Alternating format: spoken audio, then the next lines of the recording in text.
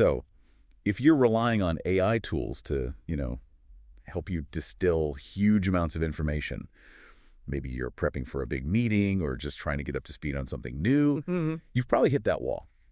You ask a really specific question, and what you get back is this 3-page essay that's technically right, but completely unusable. It just buries the important stuff. It's a real paradox, isn't it, with these large language models? They have all this incredible knowledge, but they lack judgment about what's relevant or useful. So they just give you everything. They give you everything they know, which a lot of the time means they give you nothing you actually need.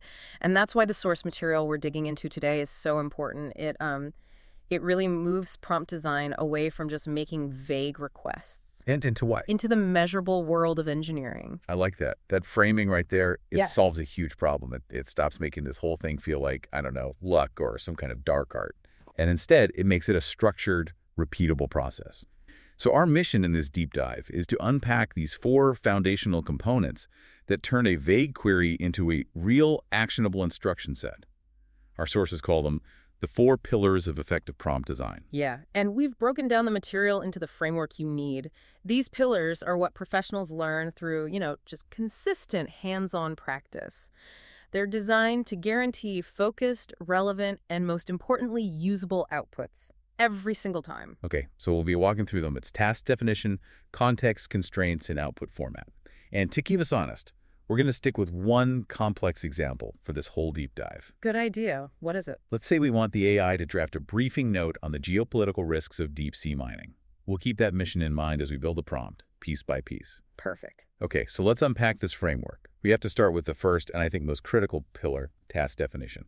This is where we say what we want. And if you skip this part, or you're just kind of fuzzy about it, then the other 3 pillars are just refining confusion. That's a great way to put it.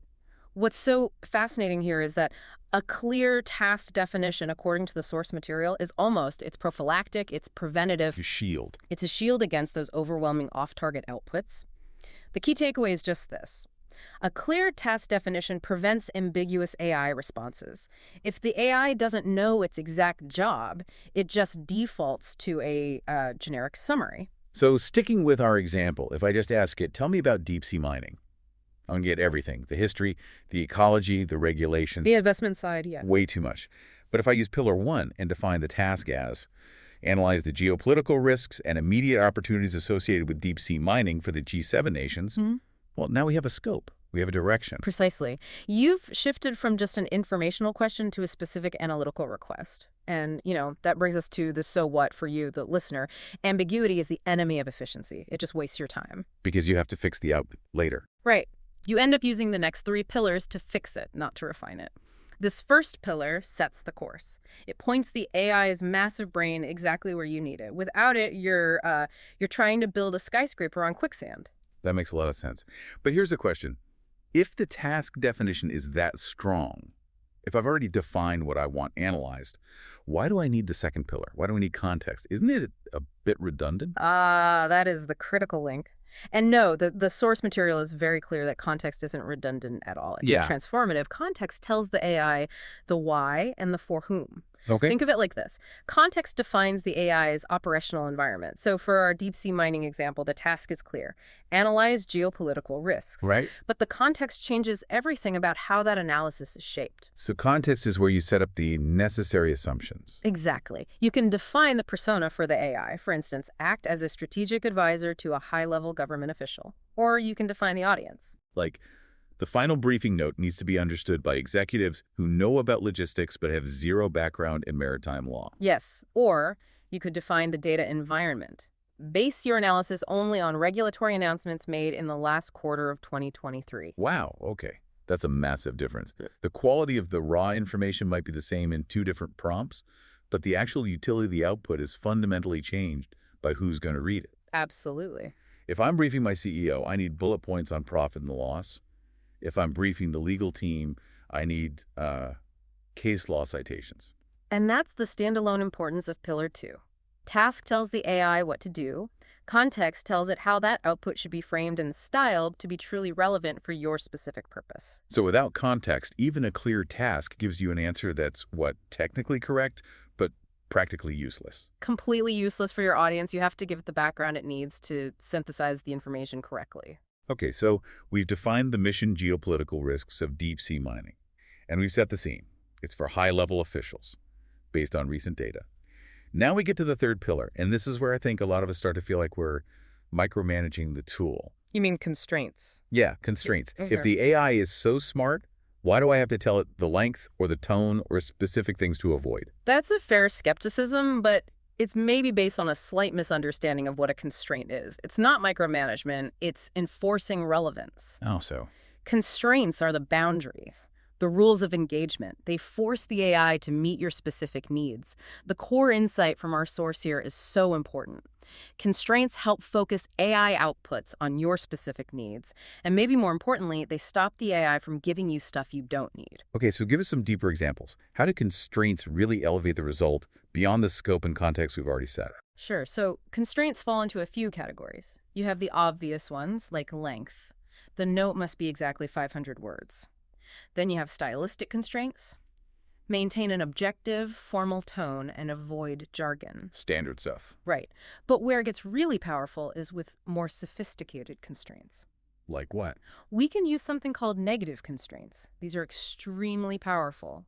For our mining brief, a negative constraint might be, do not include any discussion of investment prospects or stock performance. Ah, I see. Focus solely on regulatory and diplomatic friction. This is necessary because even though the task is geopolitical, the AI might still pull in related economic details that our audience just doesn't care about. That's fascinating. So you're defining the scope by what you explicitly tell it to exclude. Precisely. And then you can get even more complex with competing constraints. Imagine you require the note must be under 500 words, and D, the note must cite 3 separate examples of recent bilateral treaties. Okay, those two things are definitely in tension with each other. They are, and they force the AI to prioritize. It has to be concise while also hitting very specific factual marks. When you do that, you're forcing the AI to execute a kind of advanced prioritization that a simple task definition can't do on its own. So constraints are the reins. Right. They make sure the analysis isn't just accurate in a vacuum, but it's tailored perfectly for our executive's specific need for a quick, focused briefing. That is absolutely right. This is the pillar that really makes the knowledge gain quick and thorough. It prevents that feeling of being overwhelmed. Without constraints, the AI just defaults to maximum detail, and maximum detail means maximum information overload for you. Which brings us to our final pillar. And it's one I think people overlook until they get a brilliant answer in just an awful unusable structure. We're talking about an output format. Oh, we've all been there. Right? You get this perfect piece of analysis, 500 words, perfect tone, great constraints, and it's delivered as one dense block of text. No headings, no separation, just a wall of words. And now you have 20 minutes of cleanup duty just to make it readable. The source material is so clear on this, the benefit is simple. Specifying output format ensures usable results. That one word usable, that's the key, isn't it? It's the difference between copy-pasting an answer straight into your presentation versus spending another half hour formatting it yourself. It moves the result from being raw data to a finished product ready to go. For our deep-sea mining brief, if we don't specify a format, we'll probably get a narrative essay. But our audience is busy executives. They need something scannable. Immediately scannable, so Yeah. we might require specific formatting details. Like the document must start with a single bolded summary sentence. Exactly. Or let's say we ask the AI to compare the regulatory frameworks of 3 different nations. We wouldn't want an essay for that. No. We would specify the output as present the comparison in a markdown table with columns for nation, key regulatory body, and primary area of conflict. You could even ask for JSON if you were feeding this into another system. And that's the beauty of this final pillar. It confirms the result is ready for application with no more cleanup. You can move straight from getting the knowledge to using the knowledge. It's all about thinking how you plan to consume the information before you even ask for it. I still remember a time I was so focused on getting these complex legal citations right, a difficult constraint, that I totally forgot to specify the output format. What happened? I got 5 pages of perfectly cited legal analysis delivered as one solid block of text. It was technically brilliant, but it was hours of formatting work. That mistake really proves why Pillar 4 is non-negotiable. Okay, so let's quickly look back at the whole recipe for a great prompt. We started with that mission. Draft a 500-word internal briefing note on the geopolitical risks of deep-sea mining. Right, and we built that request using the 4 components. First, the task definition, the what. It has to be an analytical request, not just informational. Then we layer in the context, the for whom and the why.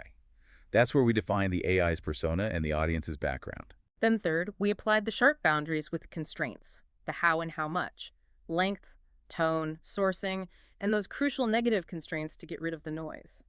And finally, we packaged it all with the output format, the delivery mechanism, to make sure the information is instantly usable, whether it's a table, bullets, whatever you need. And if you synthesize it all, you see that these pillars aren't just a checklist, they're synergistic. If your context is poor, for example, you have to add way more constraints to compensate, which just makes your prompt messy. By structuring your prompts using these 4 things together, you fundamentally get control over the output. Absolutely. You're changing the game from a simple request to a rigorous, refined instruction set. The sources stress that this framework lets you gain knowledge quickly and avoid that feeling of overload because you are demanding focused, relevant, and usable outputs. And it's not theoretical. No, not at all. It's achieved through dedicated, hands-on practice. You have to start building these 4 boxes for every single prompt you write. And that's the actionable piece right there. The very next time you sit down with an AI tool, don't just type a sentence. Take 5 seconds. Structure your thought into those 4 buckets. Define the task, provide the context, add the constraints, and demand the format. You will see the difference immediately. And that brings us to a final sort of provocative thought for you to consider, which comes directly from this structured approach. If the effectiveness of the AI relies so heavily on a crystal clear task definition and explicit constraints, what does that framework reveal about the clarity and specific goals that we must have before we even start the conversation? The AI is just an engine. It executes our intent. So challenge yourself to apply this highly structured 4-pillar thinking to your own planning, your own goals, your own communication, not just to an AI. Because the more clearly you define your own task and constraints in life, The better your human results will be.